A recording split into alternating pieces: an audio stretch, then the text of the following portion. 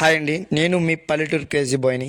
నేను ఈ యూట్యూబ్ ఛానలే కాకుండా నా పర్సనల్ లైఫ్లో ఒక వర్క్ అనేది చేస్తున్నాను. అదేంటో ఎగ్జాంపుల్గా ఒక వీడియో చూపిస్తాను చూడండి. దీనిని ఆర్డబ్ల్యూఎస్ స్కీమ్ అంటారు. దానికి అర్థం రూరల్ వాటర్ సప్లై, అంటే గ్రామీణ నీటి సరఫరా. ఈ ఆర్డబ్ల్యూ స్కీమ్ అనేది భారతదేశంలో మొదటిసారిగా 1972-73 ప్రారంభించారండి. ఇది గ్రామీణ ప్రాంతాలకు సురక్షితమైన త్రాగునీటిని అందించే లక్ష్యంతో కేంద్రం అనేది ఈ పథకాన్ని అమలు చేయడం జరిగింది. ఆ తర్వాత 1986లో జాతీయ తాగునీటి మిషన్గా మరియు 1991లో రాజీవ్ గాంధీ జాతీయ తాగునీటి మిషన్గా పేరు మార్చడం జరిగింది.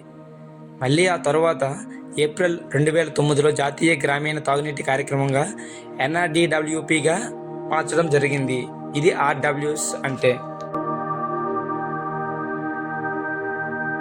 ఇప్పుడు మీరు చూస్తున్న ఈ కొండ శ్రీ అనంత పద్మనాభ స్వామి టెంపుల్ అండి.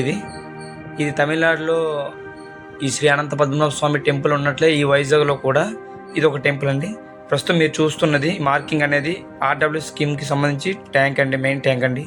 అక్కడ నుంచి విలేజెస్కి సప్లై అవుతుంది డైరెక్ట్గా.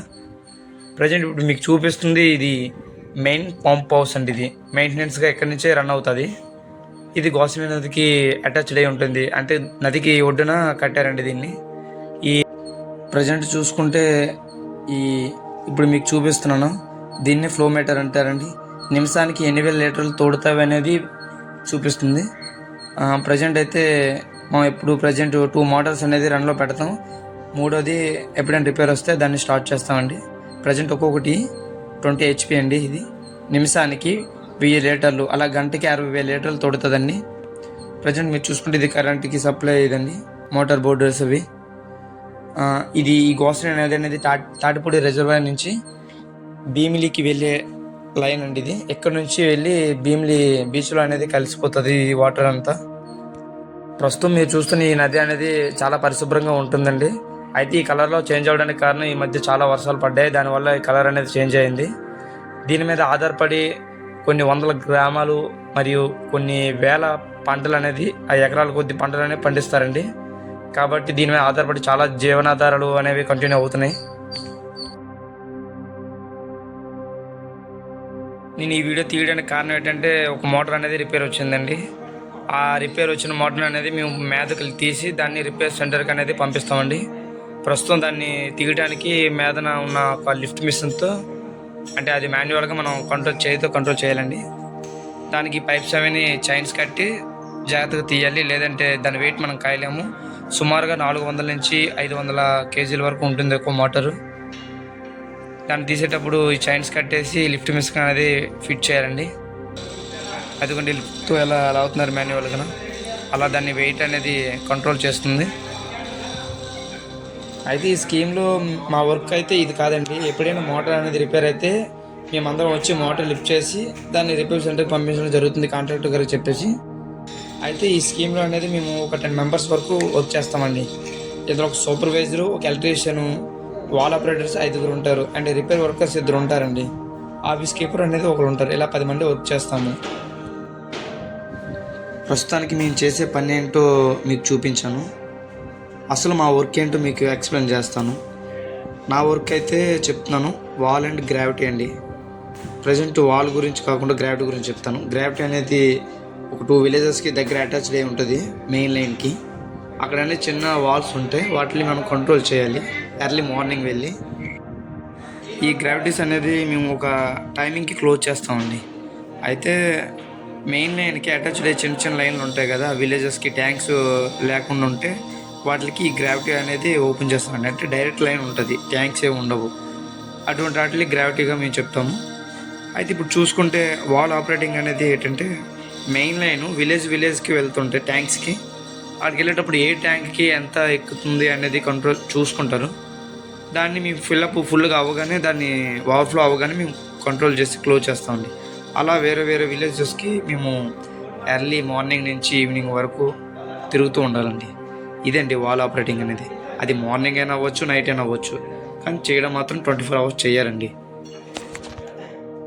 ఇవేనండి మేము వాల్ ఆపరేటర్స్గా చేసే పనులు. అయితే ఏదైనా మెయిన్ వర్క్ ఏదైనా వస్తే అందరం కలిసి వచ్చి చేస్తామండి, ఏదైనా ప్రాబ్లం వస్తే మెయిన్ వర్క్. అయితే ఇద్దరు వర్కర్స్ ఉంటారు కదా, ఏదైనా రిపేర్ వర్కర్స్, వాళ్ళిద్దరు వీలేనండి. చైన్ లాగే అతను ఒకడు కూర్చుని రెంచులు బిగిస్తున్నారు కదా, వీళ్ళేనండి. వీళ్ళు ఎప్పుడు ఎక్కడ ఏదో డ్యామేజ్ వచ్చినా వీళ్ళు చూసుకుంటారు, ఏ పైప్ ఇష్యూ వచ్చినా వాళ్ళు తవ్వడం కానీ చేయడం కానీ. అయితే అక్కడ రెంచి చెప్తున్నాను కదా, అది నేనేనండి. చెప్తున్నాం కదా, మేము ఏ వర్క్ మెయిన్ వర్క్ ఏదైనా చేయాలనుకుంటే అందరం కలిసి చేస్తాము, మా పనే కాకుండా ఈ పని కూడా. ఇతను చూసుకుంటే ఇతను ఎలక్ట్రీషియన్ అండి. మోటార్ రిపేర్ వచ్చినా ఎక్కడైనా ఫీజులు కొట్టేసిన ఏదైనా ప్రాబ్లం వచ్చినా ఇతను చూసుకుంటారు. అయితే ప్రజెంట్ మోటార్ అనేది పేసు న్యూట్రల్ అనేది చెక్ చేస్తున్నారు. పైప్ అది వైర్ ఏదైనా కాలిపోయిందా లేదా మోటార్ కాలిపోయిందని చెక్ చేస్తున్నారు. అయితే చాలాసేపు వరకు చూసుకుంటే మోటార్ రిపేర్ వచ్చిందని తెలిసింది.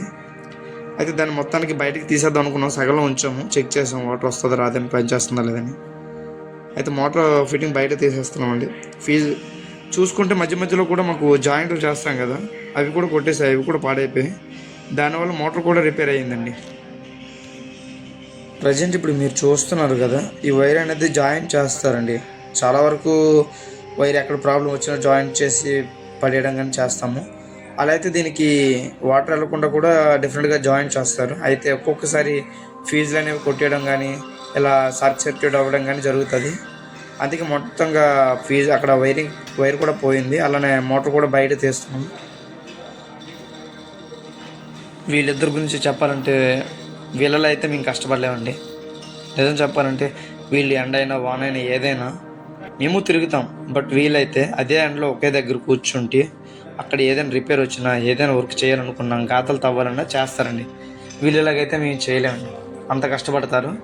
అంటే మా వర్క్ అంటే విలేజ్ తిరగడం, వీళ్ళది మాత్రం ఏ ప్లేస్ అయినా ఎండ అయినా వాన అయినా ఎక్కడైనా అక్కడ చేయాలనుకుంటే చేయాలండి, తప్పదు. ఎందుకంటే విలేజెస్కి వాటర్ ఏ రోజు వెళ్ళకపోయినా ప్రాబ్లం అనేసి ఆ రోజు తప్పకుండా వర్షం వచ్చినా ఎండ కాసినా వీళ్ళు చేస్తారండి. అదండి వీళ్ళ సపోర్టు. వీళ్ళు ఉంటేనే వర్క్ బాగా అవుతుంది, వర్క్ అనేది వీళ్ళ వల్ల అవుతుంది. అయితే మా సపోర్ట్ కూడా ఉంటుంది, బట్ మాది మొత్తం కవరింగ్ అండి. ఎక్కడ డ్యామేజ్ అయినా వీళ్ళు చూసుకుంటారు. 30 విలేజెస్ అబోవ్ దాకా ఎక్కడ ఏ డ్యామేజ్ వచ్చినా వీళ్ళు చూసుకుంటారండి. అయితే వీళ్ళకి మేము సపోర్ట్గా వెళ్ళి ఏదో సాయం చేస్తాం, బట్ మేమైతే వీళ్ళంతా చేయలేం కదా.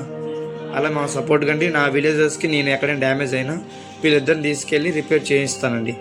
వీళ్ళకి ఏ వర్క్ అంటే ఏ ఐటమ్స్ కావాలని ఏమైనా చూసుకుంటాను. అలానే ఐటమ్స్ దొరకకపోతే సూపర్వైజర్ దగ్గర వెళ్ళి తెస్తారండి బయటికి వెళ్ళి. అలా మా వర్క్ అనేది కంటిన్యూ చేస్తాం. అయితే మీరు అనుకోవచ్చు వీడు చేసే పని వీడియో పెడుతున్నారనేసి. ఇదైతే మా వాళ్ళకి తెలియదండి. ఫస్ట్ అయితే తెలియదు, నేను ఫస్ట్లో స్టార్ట్ చేసినప్పుడు తెలియదు, సగంలో వచ్చినప్పుడు తెలిసింది వాళ్ళకి వీడియో తీస్తున్నాను అనేసి. చెప్పాను మన కష్టం గురించి 10 మందికి తెలియాలి, మనం చేసే పని ఏంటో అనేసి. అయితే ఇప్పుడు ప్రజెంట్ మేము మోటార్ తీసాం కదా, ఇది రిపేర్ అయింది, రిపేర్ సెంటర్కి పంపించేస్తాం, అయిపోయిందండి అది. ఈ వీడియో ఈ పనిపై మీ అభిప్రాయం ఏంటో కామెంట్ చేయండి. And thank you so much అండి అందరికీ. మా వీడియోస్ కానీ మీకు నచ్చితే ఒక లైక్ చేసి సబ్స్క్రైబ్ చేయండి. అండ్ పక్కనే ఉన్న బెల్ ఐకాన్ క్లిక్ చేయడం మాత్రం మర్చిపోవద్దు. Thank you for watching.